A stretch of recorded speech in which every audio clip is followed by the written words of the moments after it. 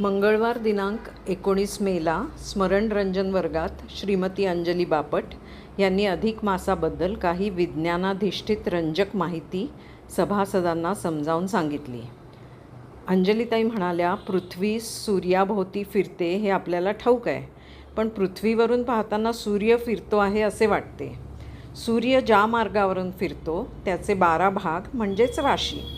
सूर्य दर महिन्याला एका राशीत फिरून 12 महिन्यात 1 वर्ष पूर्ण होते, म्हणजेच 365 दिवस. चंद्र पृथ्वीभोवती फिरतो आणि 354 दिवसात 1 चांद्रवर्ष पूर्ण होतं.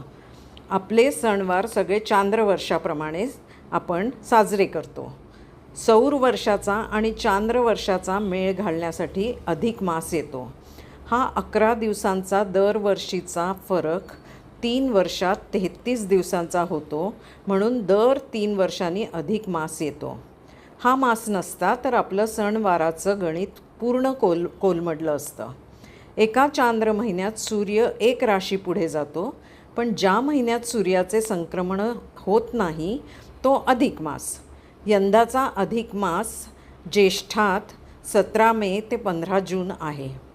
अंजलीताई पुढे म्हणाल्या की सूर्याचा संक्रमणाचा मार्ग लंबवर्तुळाकार आहे आणि सूर्य या मार्गाच्या मध्यावर नसून कडेला आहे.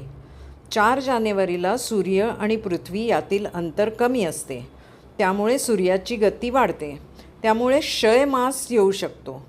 एका चांद्रमासात सूर्य 2 राशी पार करतो, त्यामुळे एकीचा क्षय होतो. अधिक मासात कोणतेही सण साजरे होत नाही. आणखी बरीच काही गंमतशीर गोष्टी त्यांनी सांगितल्या. त्या अशा: मार्गशीर्ष व पौष हे महिने कधीच अधिक मास नसतात.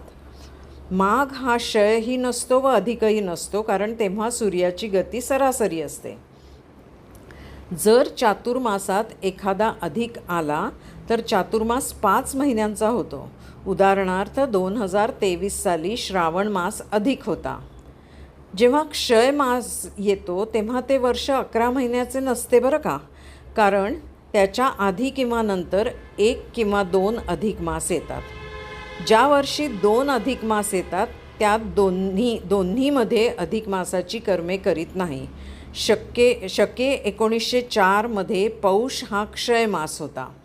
त्यावेळी आधीचा अधिक मास अश्विन आणि नंतरचा फाल्गुन होता. फाल्गुन महिन्याला अधिक धरून त्यात दानधर्म केले गेले. दर 19 वर्षांनी तोच मास अधिक येतो. तारखा पण त्याच असतात.